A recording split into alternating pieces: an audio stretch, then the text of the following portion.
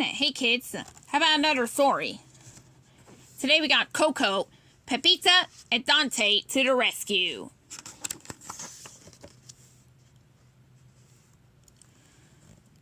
In the little Mexican town of Santa Cecilia, the Rivera family was busy preparing for a big celebration called Dia de los Muertos, the Day of the Dead. They were honoring and remembering their ancestors by making an altar called an ofrenda. It held photographs, keepsakes, and food, everything that the Rivera ancestors had loved in life. The family hung beautiful paper banners, picado around the room, and arranged a path of marigold petals that would lead the spirits to their loved ones back home.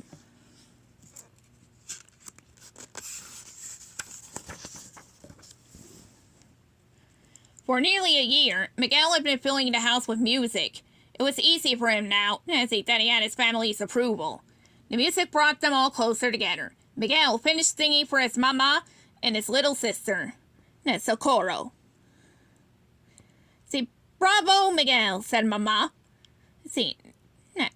Now can my little musico see if Abuelita needs help in the kitchen? Miguel's stomach rumbled. Sure, Mama, he said. As Miguel approached the kitchen, he noticed Dante and Pepita near the door. Abuelita enjoyed having Dante around more than she once had. But she had a strict no animal policy in the kitchen. Come back a little later, Miguel whispered. Abuelita would give us tamales. Dante wagged his tail and Pepita meowed as they left.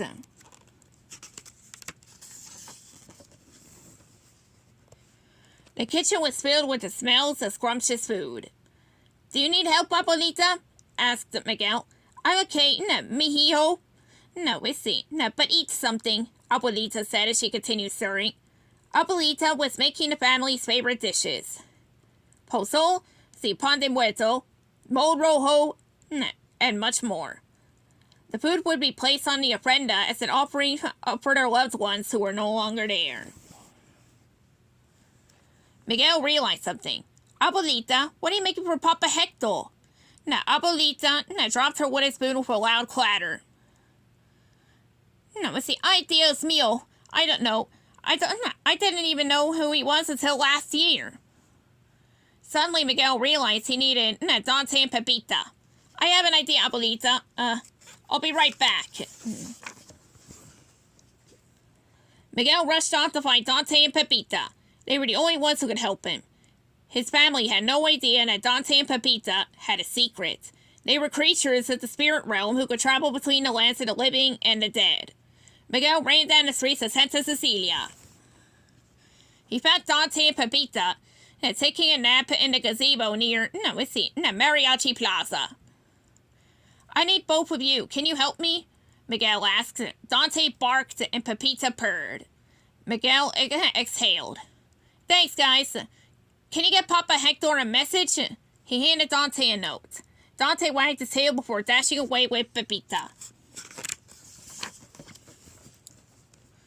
Dante and Pepita dodged around crowds in the cemetery and ran all the way to the Marigold Bridge, which could be seen only by visiting spirits. As soon as they reached the bridge, they magically glowed as they transformed.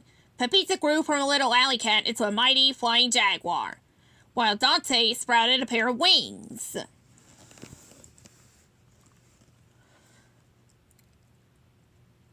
Roo, roo, roo, roo. Mumbled Dante. Trying not to drop Miguel's notes. He spotted a few of the dead Riveras near Marigold, Grand Central Station. The dead Riveras looked up and saw the two spirit guides overhead. Look, it's Pepita, shouted Tio Felipe. And Dante, said Tia Victoria.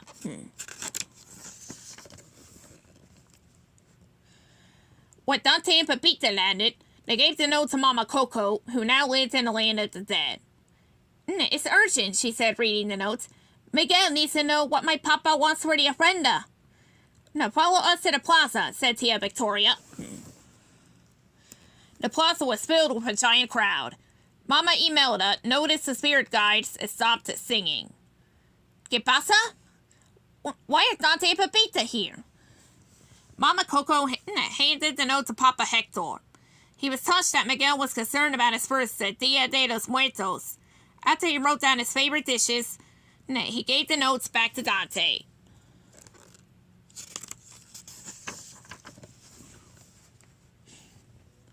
The dead Riberas waved goodbye as Dante and Pepita soared into the sky. Pepita swooped down toward the land of the living. Dante veered slightly off course, greeting other spirit creatures nearby. But Pepita knew they were running out of time. She grabbed Dante with her talons and placed him on her back for safekeeping. See, roo, roo, roo, roo. Let's see, Dante crooned as they flew over the Marigold Bridge. Dante and Pepita transformed back into a dog and cat when they returned to Santa Cecilia. They dashed toward the Rivera house. Miguel gave them a big hug when they arrived. Thank you, Dante and Pepita. You two saved the day. Miguel could not reveal Dante and Pepita's secret identities. Instead, he told Abuelita that he found the list in one of Mama Coco's journals. He took the list from Miguel and kissed his hand. Gracias, Miguelito. I have just enough time to make these dishes before the festivities begin.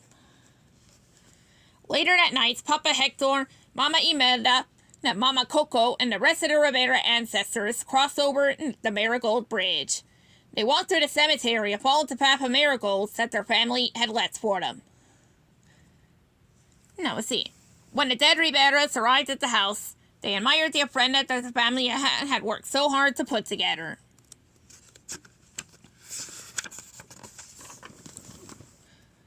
The whole Rivera family, both the living and the dead, enjoyed the celebration together.